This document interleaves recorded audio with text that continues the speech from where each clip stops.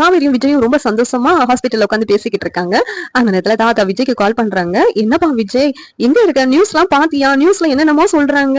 அதுவும் இல்லாம அக்ரிமெண்ட் விஷயம் வந்து எப்படிதான் வெளியாச்சுன்னு தெரியல. பாவம் அந்த காவேரி கிட்ட போயிட்டு கேட்டுக்கிட்டு இருக்காங்க. என்னமோ நடக்குது, யாருதான் இப்படி எல்லாம் பண்றாங்க அப்படின்னு சொல்லி தெரியல அப்படின்னு சொல்லி தாத்தா ரொம்ப வருத்தப்பட்டு சொல்றாங்க. உடனே விஜய், யார் பண்றாங்கன்னு எனக்கு தெரிஞ்சிச்சு தாத்தா, அந்த ராகினி பசுபதியோட வேலைதான் அப்படின்னு சொல்லிட்டு விஜய் சொல்றாங்க.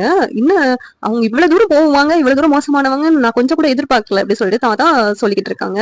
அந்த காவேரி கிட்ட பேசுனியா? அவளுக்கு யாருக்கெல்லாம் ஏதாவது சொன்னியா அப்படின்னு சொல்லிட்டு தாத்தா கேக்குறாங்க. ஆமா தாத்தா, காவேரி கிட்ட தான் பேச போனேன்.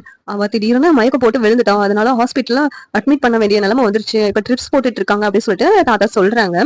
தாத்தா கிட்ட சொல்றாங்க விஜய். ஒன்னும் என்னப்பா சொல்ற? ட்ரிப்ஸ் ஏத்திக்கிட்டு இருக்காங்களா காவேரிக்கு? என்னாச்சு? எதுக்காக ட்ரிப்ஸ் போடுறாங்க அப்படின்னு சொல்லிட்டு கேக்குறாங்க. ஒன்னும் பயப்பட வேண்டிய விஷயம் எல்லாம் இல்ல தாத்தா, ரொம்ப சந்தோஷமான விஷயம் தான் அப்படின்னு சொல்லிட்டு விஜய் ரொம்ப சந்தோஷமா சொல்றாங்க. என்ன விஷயம்? நீங்க என்ன விஷயம்ப்பா அப்படின்னு சொல்லிட்டு தாத்தா கேட்கும்போது, நீங்க கொள்ளு தாத்தா கொள்ளு பாட்டி ஆக போறீங்க அப்படின்னு சொல்லிட்டு தாத்தா கிட்ட ரொம்ப சந்தோஷமா விஜய் சொல்றாங்க. இதை கேட்டுட்டு சந்தோஷமா இருக்குப்பா, இப்படி ஒரு சூழ்நிலையில நீ சொல்றது கேட்கவே ரொம்ப சந்தோஷமா இருக்கு அப்படின்னு சொல்லிட்டு தாத்தா சொல்லிக்கிட்டு இருக்கு. காவேரி இந்த விஷயத்த என்கிட்ட சொல்றதுக்காக 2-3 தடவை முயற்சி பண்ணா தாத்தா, முக்கியமான விஷயம் தான். ஆனா பாத்தீங்களா, என்கிட்ட சொல்ல முடியாத அளவுக்கு நான் வந்து பண்ணி வச்சிருக்கேன். எல்லாத்துக்கும் காரணம் நான் தான். அந்த வெண்ணிலா சுச்சுவேஷனால காவேரி என்கிட்ட சொல்ல தயங்கி இருக்க அப்படின்னு சொல்லிட்டு விஜய் சொல்றாங்க.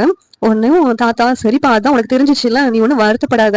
இனிமேல் நீங்க 2 பேரும் செய்யறது ரொம்ப ஈஸியான விஷயம் தான். உங்க 2 பேத்த அந்த குழந்தைய சேர்த்து வச்சிரும் அப்படின்னு சொல்லிட்டு தாத்தா ரொம்ப நம்பிக்கையா பேசிக்கிட்டு இருக்காங்க. இப்பவே நாங்க காவேரியை பாக்குறதுக்காக அங்க வர்றோம் அப்படின்னு சொல்றாங்க. இந்த சீரியல் எப்படி இருந்தா நல்லா இருக்கும் நீங்க நினைக்கிறீங்கன்னு கமெண்ட் பண்ணுங்க. இந்த வீடியோ பிடிச்சிருந்தா லைக் பண்ணுங்க, ஷேர் பண்ணுங்க, சப்ஸ்கிரைப் பண்ணுங்க. தேங்க்யூ.